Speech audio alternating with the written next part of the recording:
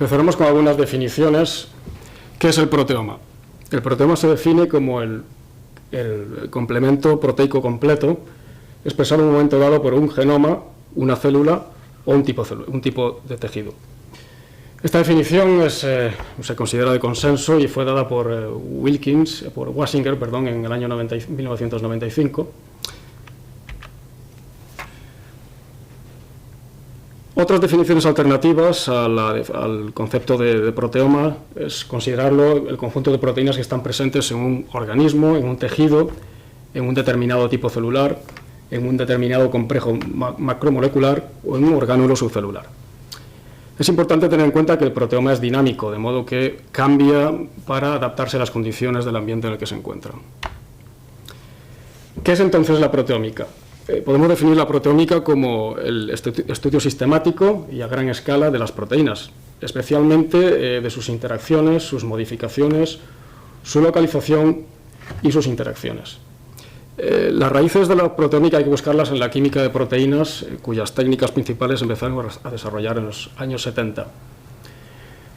Las técnicas básicas que emplea la proteómica son la electroforesis, tanto monodimensional como bidimensional, la espectrometría de masas y la bioinformática. ¿Qué permitió la explosión de la proteómica en los años 80 del pasado siglo? Pues fue, sin duda, un papel fundamental fue el que jugaron los proyectos de secuenciación genómica. Como podemos observar en la presentación, entre los principios de los años 90 y el año 2000 se lograron secuenciar una serie de organismos paradigmáticos que culminaron con la secuenciación del genoma humano en el año 2000. Esto ha facilitado disponer de secuencias de genes y, por tanto, de proteínas para muchos organismos. Bueno, la pregunta es, ¿para qué nos sirve la proteómica? Que es la pregunta que vamos a tratar de responder. Bien, una vez que hemos estudiado genómica y transcriptómica, el paso natural siguiente es la proteómica, en el estudio de los sistemas biológicos. Sabemos que las proteínas son una parte vital de los organismos vivos, ya que son los principales componentes de las rutas metabólicas fisiológicas. Y hay que tener en cuenta que distintos genes se expresan en distintos tipos celulares, lo que significa que incluso el conjunto más elemental de proteínas que son generadas en una célula necesitan ser identificadas. La genómica ha secuenciado genomas, es decir, se ha ocupado del DNA total en humanos, en plantas, en animales, en insectos, en bacterias. El objetivo de los estudios genómicos han sido buscar nuevos fármacos y comprender los mecanismos moleculares de interacción, de acción celular. Sin embargo, la vieja, podemos decir, hipótesis de que un gen corresponde a una proteína, sabemos que no es real. Por lo tanto, tenemos que bajar al nivel de la proteína. Podemos decir que las proteínas son los actores moleculares principales en muchas puestas en escena celulares y, bueno, en la tabla pueden observarse algunos tipos de proteínas que funciones ejercen y algunos ejemplos. Podemos hablar de proteínas estructurales que tienen función de soporte, proteínas de almacenamiento que almacenan aminoácidos, proteínas de transporte, hormonales, receptores y así un largo etcétera. ¿Qué complejidad tiene lo que tratamos de abordar? Podemos decir que el genoma de un organismo es aproximadamente constante, o es más bien constante, si bien el proteoma es tremendamente dinámico y cambia de célula a célula y cambia en el tiempo notablemente. Es importante tener en cuenta además que los análisis de transcriptómica han permitido ver que no existe una correlación entre los niveles de RNA mensajero y el contenido proteico. De hecho, la cantidad de proteína que obtenemos a partir de una determinada cantidad de RNA mensajero depende del gen en particular que estemos estudiando y del estado fisiológico general de la célula. La proteómica nos va a permitir confirmar la presencia de una proteína determinada en la célula y además medir su abundancia. Aparte de este problema, de esta complejidad, tenemos el hecho de que muchas proteínas experimentan después de la traducción modificaciones posttraduccionales que las modifican químicamente y que son claves para su función en la célula. Por citar algunas, podemos hablar de fosforilación, ubiquitinación, oxidación, metilación. ¿Qué respuestas puede darnos la proteómica a los problemas que estamos planteando? La proteómica nos permite identificar proteínas y cuantificarlas, nos permite averiguar cuál es su función, nos permite identificar y describir finamente modificaciones posttraduccionales, nos permite ubicar las proteínas en sus compartimentos celulares adecuados y permite estudiar las interacciones proteína-proteína. Debemos tener en cuenta que hay decenas de miles de enfermedades humanas descritas. Solo un pequeño porcentaje de ellas, un 2%, pueden ascribirse a un único gen, es decir, que la ausencia o la sobreexpresión de ese gen es el causante de una proteína alterada que causa la enfermedad, pero el resto son enfermedades mucho más complejas, como el cáncer, que se acaban reflejando en toda una red de proteínas alteradas. La proteómica puede ser un atajo para tratar de investigar y de comprender este complejo entramado. Si tratamos de situar a la proteómica en un contexto histórico, tendríamos que mirar hacia la bioquímica y la enzimología, dos disciplinas que forman las bases de la proteómica. Más recientemente, la biología molecular y los estudios de estructura de proteínas y sus funciones han generado mucha información valiosa. La genómica, sin duda, como hemos comentado, ha permitido que la proteómica experimente un boom al disponer de secuencias de proteínas abundantes. Y la bioinformática, desde luego, va a ser una herramienta clave, como trataremos de ver más adelante, en el desarrollo de la proteómica. Respecto a las tecnologías a las que recurre la proteómica, evidentemente la bioquímica y el análisis de proteínas están en la base, como hemos mencionado también la química de proteínas, que se desarrolló especialmente en los años 70, a partir de los años 70 del pasado siglo. Hay una conexión también con la biología molecular y, como vamos a ver más adelante, a partir de la química de proteínas, el análisis, los antecesores de la proteómica serían el análisis de aminoácidos y la secuenciación de Edman, que fueron los precedentes de la espectrometría de masas, que a su vez empujó de forma definitiva a la proteómica. Bueno, vamos al pasado. Esto es lo que se utilizaba en los laboratorios de química de proteínas, cuando no existía la palabra proteómica, hasta los años 90, digamos. Arriba a la izquierda podemos ver un perfil de elución típico de un analizador de aminoácidos.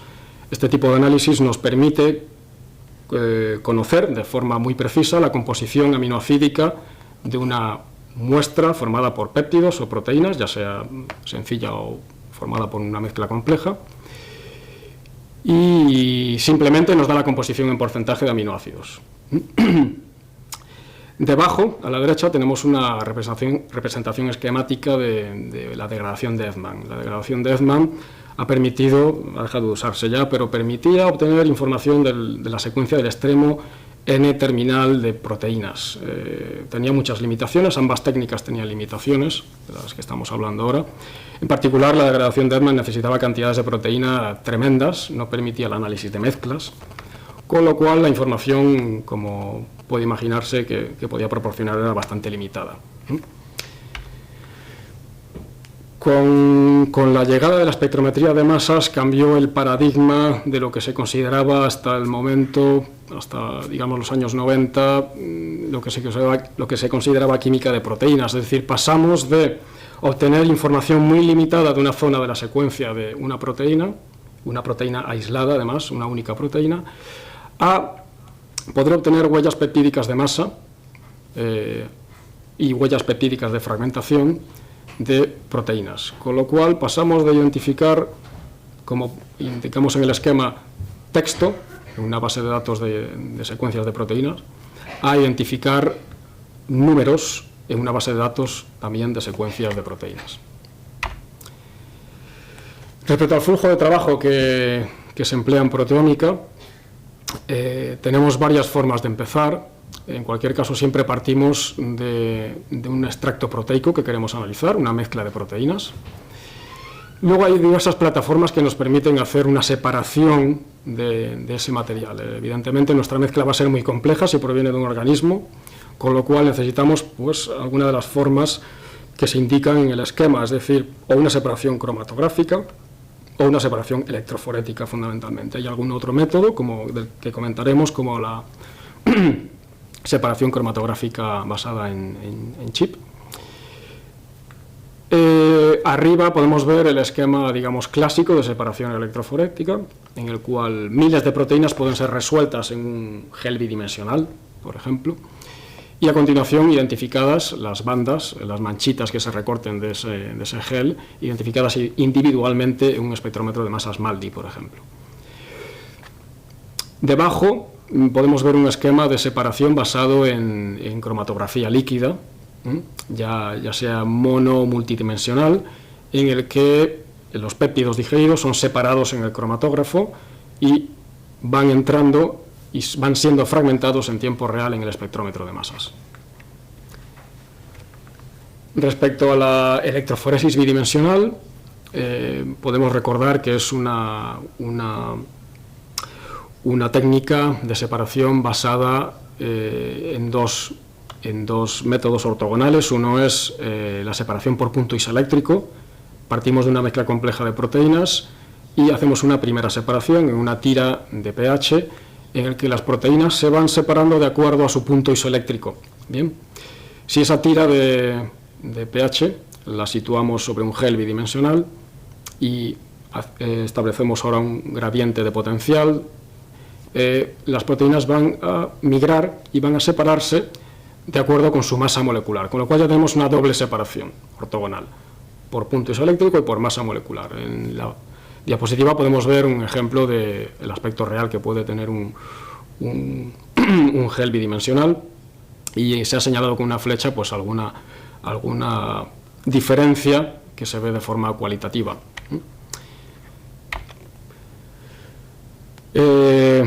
La electroforesis bidimensional tiene algunos inconvenientes, y es que tiene limitaciones en cuanto al intervalo de puntos isoeléctricos y masas moleculares que puede manejar. Es decir, los extremos, masas moleculares pequeñas o grandes y puntos isoeléctricos muy bajos o muy altos, quedan fuera de nuestro análisis generalmente, a menos que utilicemos geles o tiras especiales. Otro problema es la falta de linealidad de los agentes de tinción que se emplean. Eso hace que sea difícil hacer un trabajo cuantitativo basado en geles bidimensionales. Y un problema grave también del que adolece la electroforesis bidimensional es la baja reproducibilidad que hay entre geles. Una mejora que se propuso a la electroforesis bidimensional, que era una tecnología que se desarrolló a mediados de los años 70, es relativamente reciente, es la electroforesis bidimensional en gel. En este caso lo que hacemos es correr en un mismo gel nuestra muestra problema, nuestro control, y un estándar interno que está compuesto por cantidades equimoleculares de ambas. Cada una de estas tres muestras se marca con un fluoróforo distinto que emite una longitud de onda distinta, de modo que finalmente en el análisis de imágenes podemos discernir en cada uno de los puntos la composición, qué intensidad corresponde al control, cuál al problema y cuál al estándar interno. Las ventajas de esta técnica es que permite una cuantificación muy precisa y permite efectuar un análisis estadístico muy riguroso de los cambios que pueda haber entre nuestra muestra control y nuestra muestra problema.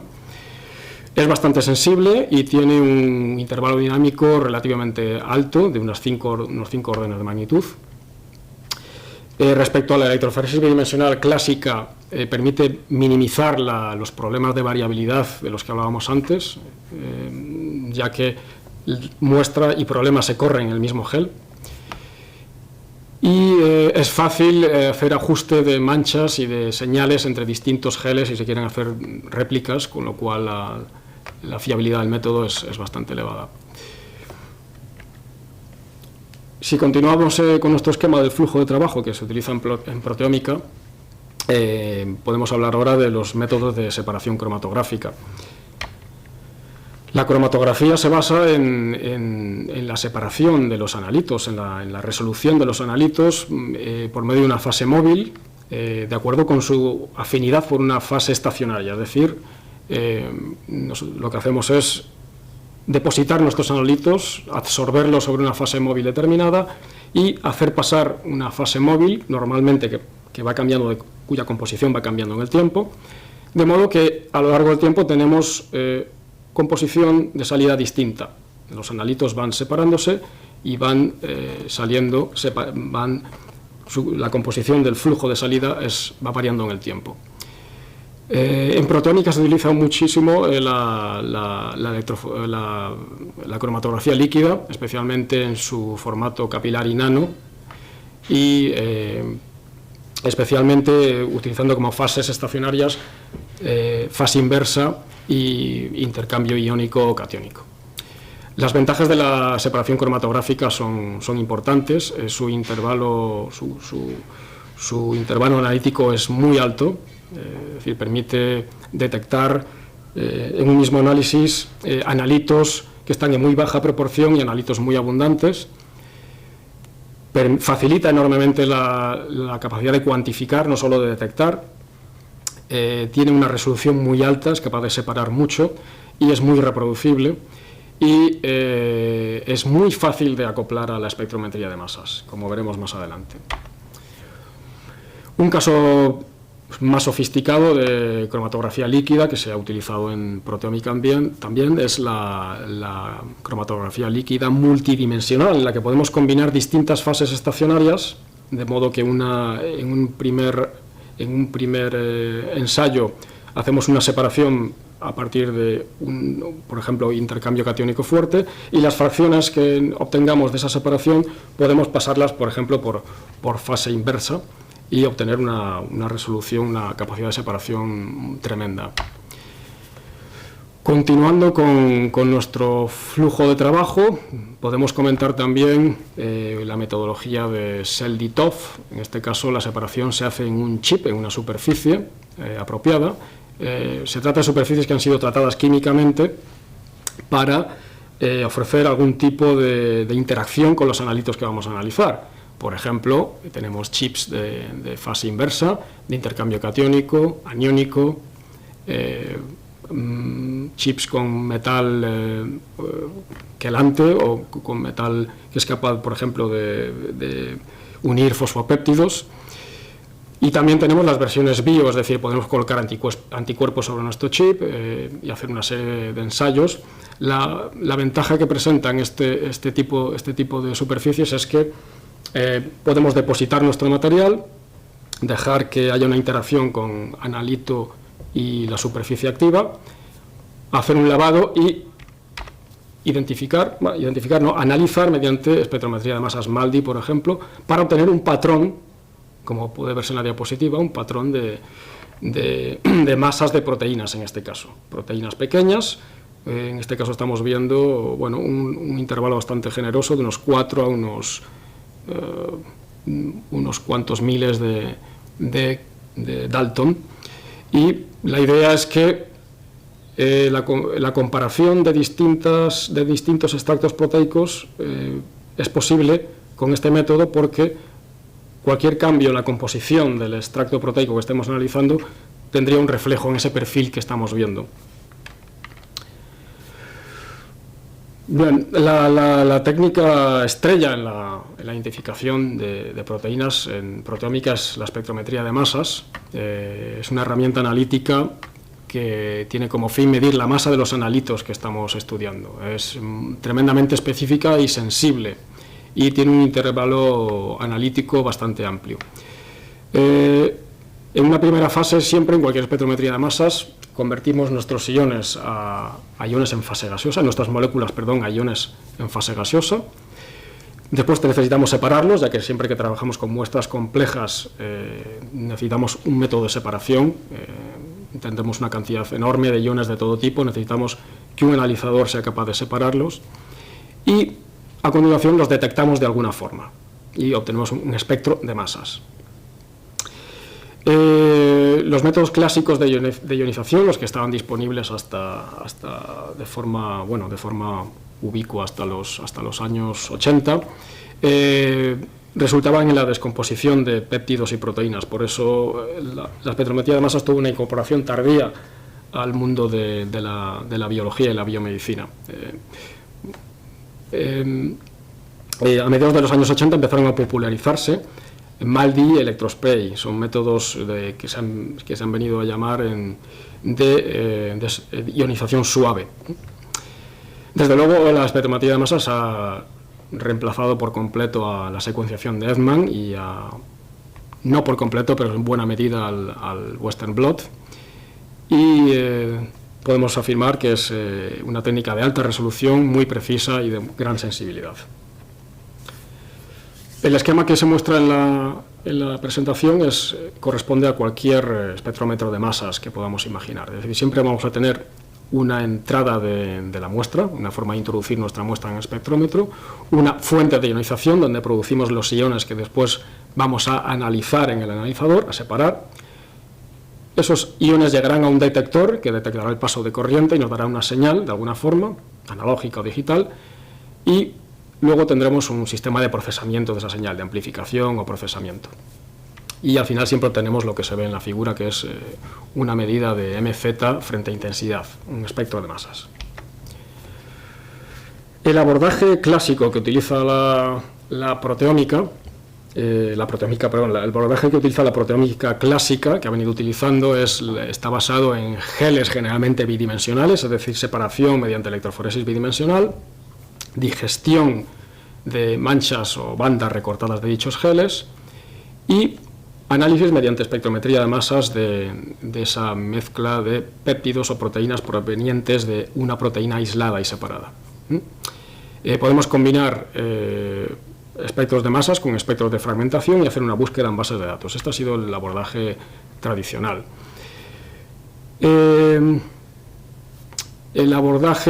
abordaje más masivo y más actual es el que permite la identificación de proteínas a gran escala, como por ejemplo la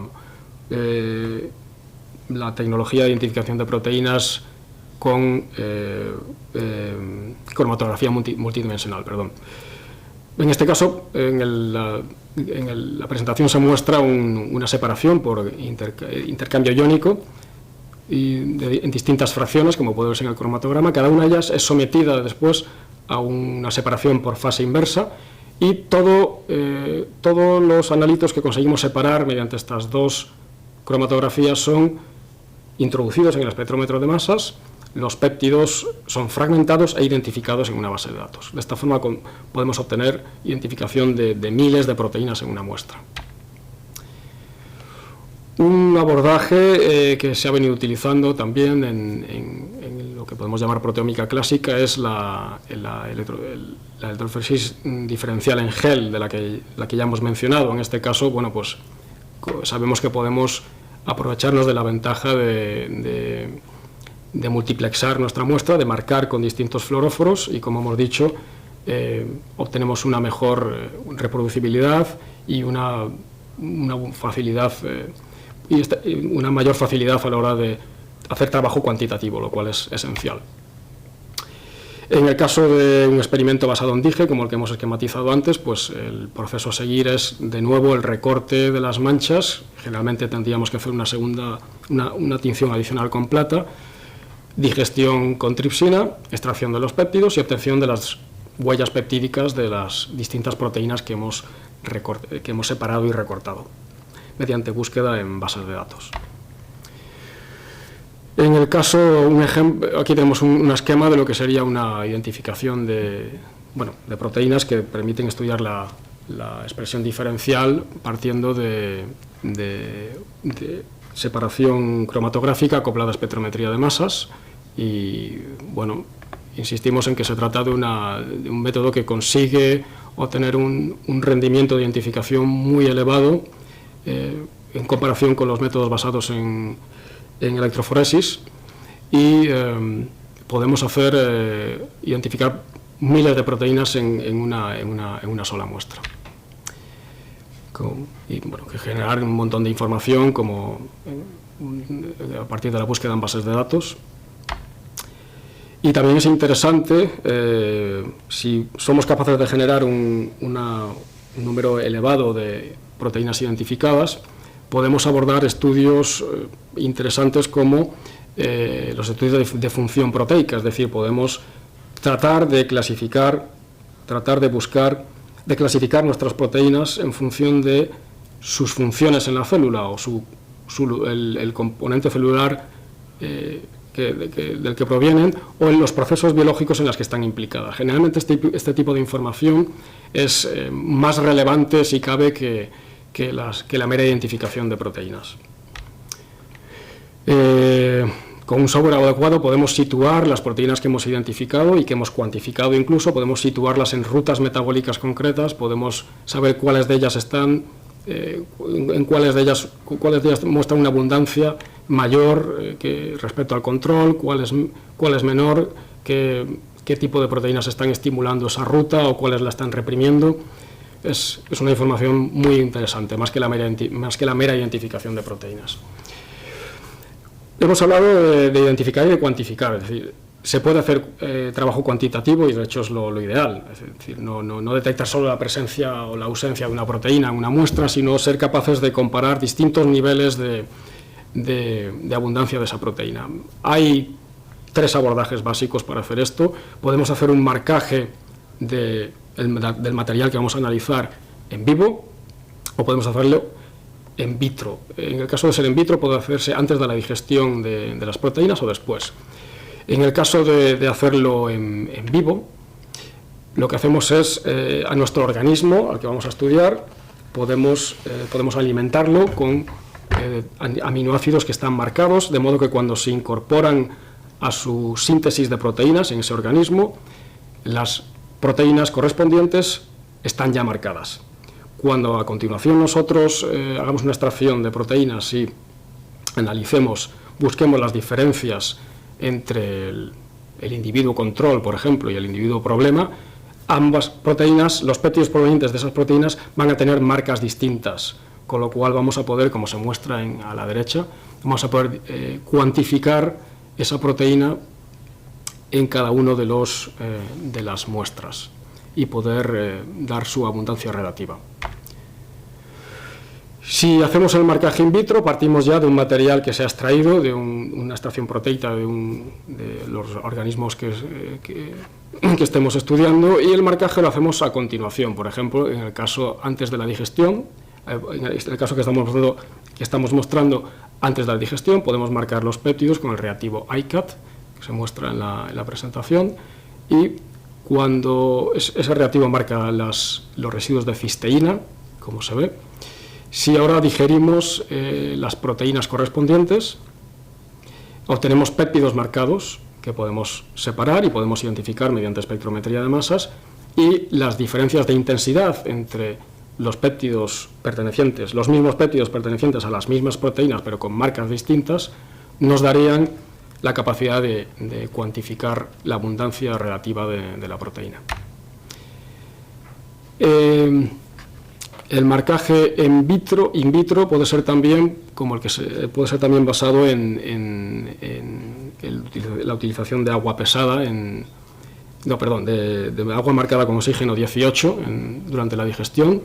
Podemos, por ejemplo, una de nuestras muestras digerirla con agua normal, la otra digerirla con agua marcada con oxígeno 18.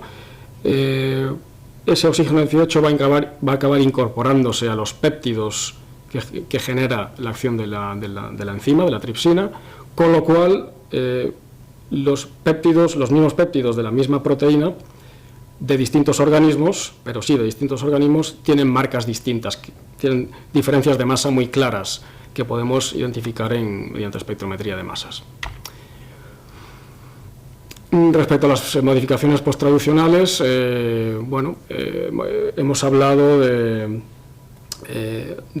la importancia que pueden tener desde el punto de vista, hemos mencionado que pueden tener mucha importancia desde el punto de vista biológico, ya que pueden determinar la función de la proteína en cuestión, y hay distintos métodos que nos permiten abordar el estudio de modificaciones posttraduccionales basados en espectrometría de masas.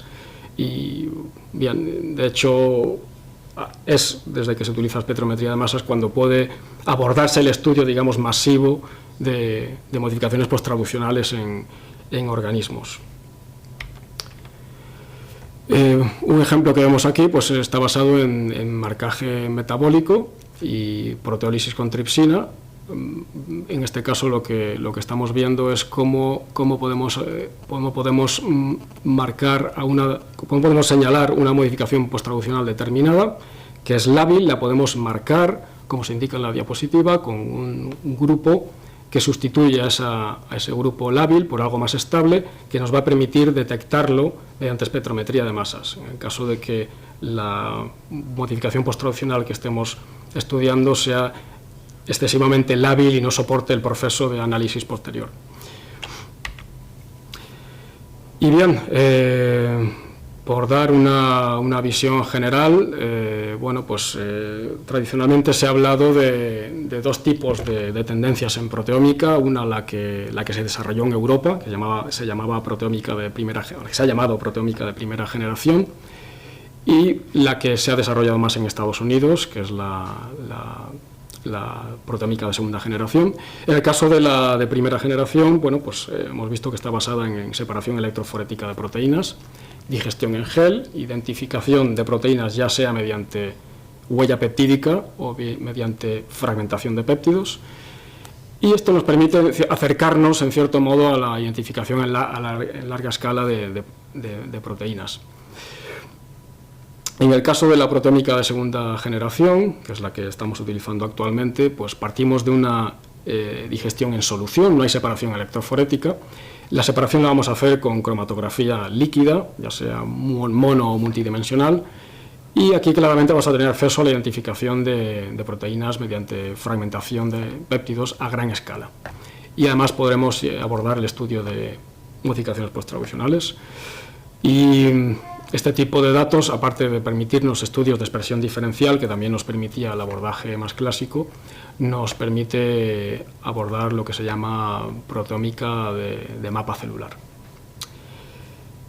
Y esto es todo.